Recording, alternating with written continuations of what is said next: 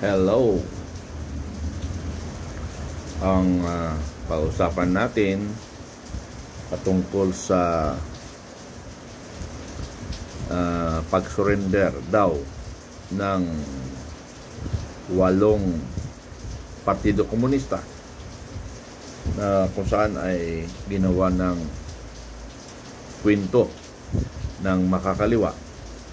Although sa nakikita ko mayroong kunting katotohanan, pero ang masaklat dito, may mga dagdag na kwento na talagang gustong i-turn down ang gobyerno. At yan ay na-experience ko. Mamaya ko idudugtong yung experience ko sa mga kwento. May mga experience ako dito na kung saan ay mga dating mga estudyante ng UP Diliman pumasyal sa aming headquarters sa 24th IB sa Bataan. So ito muna ang ipapakita ko. Ayan ang picture nila sa Agusan na 8. So babasahin natin para makita nyo yung mga dagdag kwento.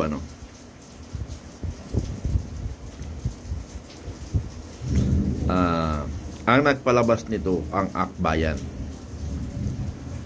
Ang Akbayan ay iba yung Anak Bayan at saka Akbayan. Ang Akbayan kasi ito ay sa grupo ni Juma Sison.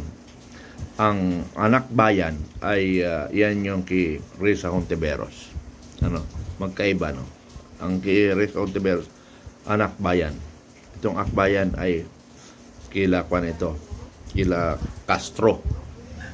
Okay, basahin natin. Palayain ang Agusan 8. Ilitaw si Leo Taba at 2 nilang driver. Illegal na inaresto ng pinagsamang puwersa ng 66 IB and 67 IB at Bunawan Municipal Police si Charis Bernardin Chaba Banyes at 10 iba pang 10 iba pa bandang alas 9 ng gabi noong 13 isa sa checkpoint sa Bunawan, Agusan del Sur. Nagsisilbing Secretary General ng Anak Bayan si Chaba. Nagsisilbing Secretary General ng Anak Bayan. Anak Bayan? Akala ko Akbayan. Anak Bayan, Akbayan. So, Anak Bayan. Yes, tama. Nagsisilbing Secretary General ng Anak Bayan si Chaba sa mga panahong ito. Secretary General ng panahon ito, ibig sabihin ng Pilipinas. Walang region eh.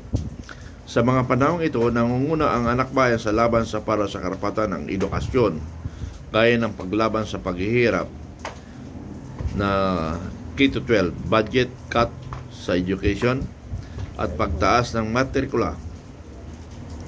Gayon din ang paglaban sa korupsyon at pasismo tulad ng pagpapabasura sa pork barrel at paglaban sa Oplan Bayanihan na kumikil sa buhay ng mga magsasaka at katutubo. So, ibig sabihin, yung Oplan Bayanihan, naging kasalanan pa pala ng gobyerno.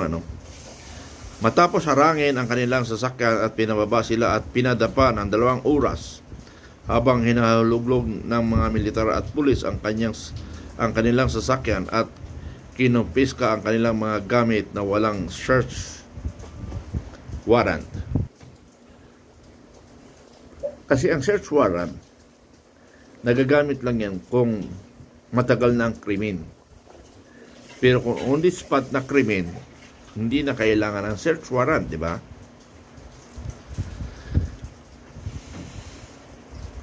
Gaya ng gawain ng mga militar at pulis sa kanilang mga operasyon, tinaniman ng mga ito ang sasakyan at gamit nina Chaba ng mga armas at pampasabog para idiin sa mga gawa-gawang kaso. Dinala si Chaba sa Bunawan Municipal Police Station at doon illegal na piniit dito sa dumanas na psychological torture mula sa mga militar. Kinabukasan, June 14, darating sa presinto ang mga nagpakilalang mga magulang ni Leo Taba ay isa sa mga illegal na inaresto. Dito malalaman na wala na sa presinto si Leo Taba at ang dalawang driver na kasama nila sa kaparehong araw. Harangan ng mga militar ang quick response team na makausap ang sinuman sa mga hinuli. Hanggang sa kalusukuyan ay nakakulong pa rin ang mga Agusan 8 at habang di pa rin tukoy kung saan dinala ang mga pulis at militar si Leo Taba at dalawa nilang driver. Habang nasa poder ng pulis at militar ang Agusan 8 ay hindi matitiyak ang kanilang kaligtasan, lalo na sina Tamba at tinago pa rin ng mga militar. Kilala na ang mga kapulisan at militar sa pagpapahirap, illegal na pag-aresto, pandudukot at pamamaslang sa mga sibilyan sa ngalan ng kontra-insurrencia. Alam nyo, talagang ito mga akbayan o itong mga makakalo, mga sinungaling ito eh. Alam niyo bakit sinungaling? Ang gobyerno ay nagpoprotekta sa taong bayan.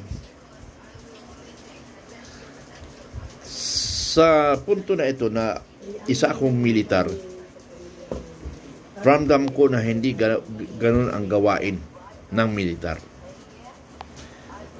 Giniit ng anak bayan ang agarang pagpapalaya sa Agusan 8 at paglinaw kay Leo Taba at dalawang iba pang dapat panagutin ang mga pulis na illegal na inaresto ng Agusan 8 at sina Leo Taba. Higit sa lahat, dapat managot at singilin ang rehimeng Marcos sa laganap na kultura ng karanasan at pulis at militar. So, ito yun sila, no? So, dagdagan ko ito. At least, tinitira nila si Marcos, ano? So, iba yun eh. Iba yung mga pakulo, ano?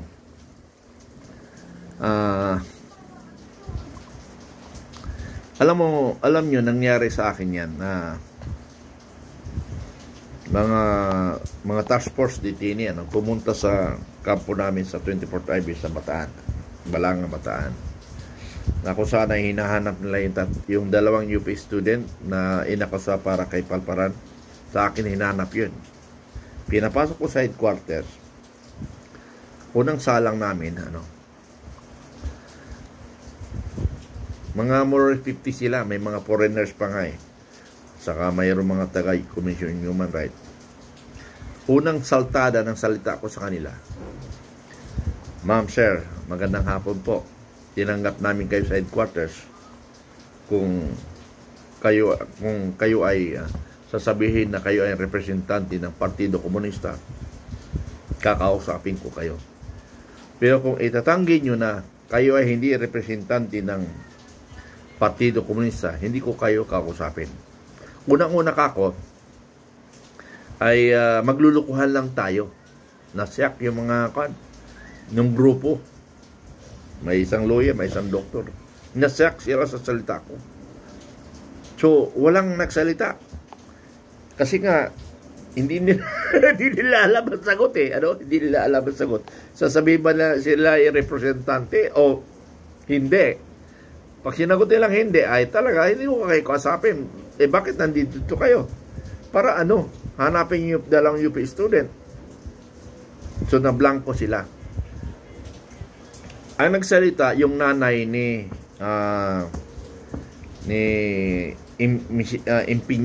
Impinyon. Kasi ang alam ko na, ang pangalan ng Shirley Cadapan and Catherine Impinyon yata yun, kung hindi ako nagkakamali. Pero yung isa, Shirley Cadapan, hindi ko makalimutan yun. Yun yung UP student na nawawala sa panahon ni Palparan, no? So, sir, nagpasama lang po ako sa kanila. Kasi for moral support. Ganun ba? Sige po. So, ibig sabihin, magpapasama rin ako sa kanila dahil yung dalawang sundalo namin nawala dyan sa isang national highway sa Bataan. Magpapatulong rin kami. So, madalit salita, discussion. Kami nag-uusap ng mag-ina. Hindi nakakapasok sa usapin namin yung mga legal expert nila. Dahil dahil hindi nila alam questioning ko sila kung papasok sila kaya nag-alangan sila magtanong sa akin. So, with that situation, mga kaibigan, ako ang nag-lecture sa kanila. Alam niyo po, yung kaharap niyo ngayon, number 1, anti-corruption, anti-communism ako, sabi ko. Sa buong Sinta Luzon, ako po ay nagpapalaganap ng kontra-komunista. Mayroon na nga ako hinangaan sa Lubao, Pampanga. Sabi ko, sino ang Partido Komunista dito? Taas ang kamay. Mayroong 6 ng taas ng kamay. Partido Komunista talaga siya. Inamin na. Sabi ko, saludo ako sa inyo. Dahil kaya ang tunay na Pilipino, na bilang isang Pilipino, dahil yun ang paniniwala niya na magandang sistema ng komunista, ipinaglalaban nyo. Hindi kayo nagbabalat kayo. Hindi ka ako tulad ng iba na nagkukunwari. Ayaw pang tanggapin na sila ay representante ng Partido Komunista. Natunga nga na naman yung audience ko. Hindi makapagsalita. Hindi makapagsalita. So with that, ako ngayon ang nasa momentum na mag-lecture sa kanila. Hindi umubra yung pagka brilliant mind nila. Hindi nakaubra. Now,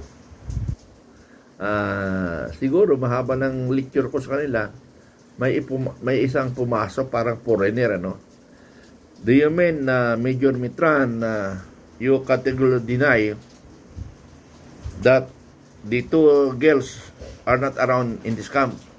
Very clear ka ako, ma'am, that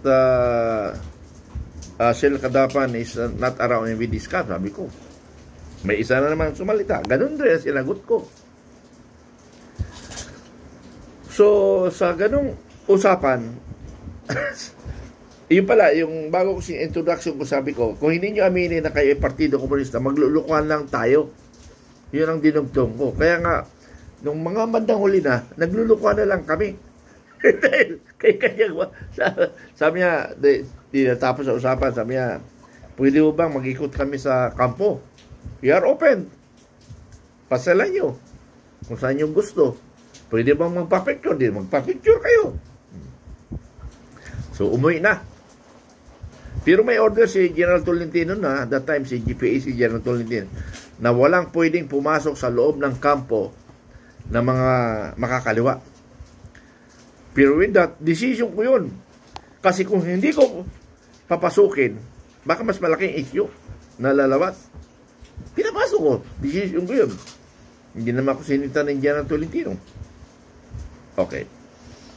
After 1 month, tinira nila ako sa local media. Tinira nila ako na itong si Major Mitran tinuring kaming kaaway na kami namimisita lang kanilang kampo.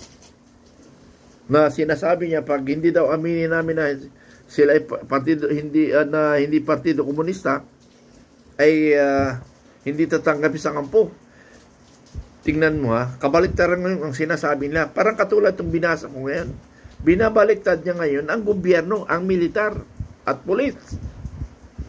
Pero hindi naman umu-over sa akin tingnan mo Kaya nga sabi ko mga kabagang, mga kabaro, the most effective war tools for insurgency war or communist war is the CMO.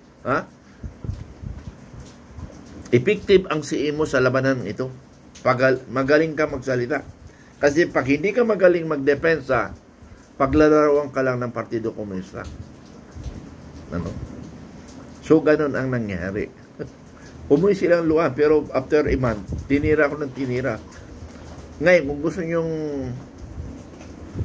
malaman yung sinasabi ko, mababasa niyan. I-search nyo ang Major Segundo Mitran Jr. Lalabas yan. Sa Google, i-search nyo ang Major Segundo Mitran. Lalabas yung sinasabi ko ngayon. Okay, maraming salamat. Bye-bye. I love you all.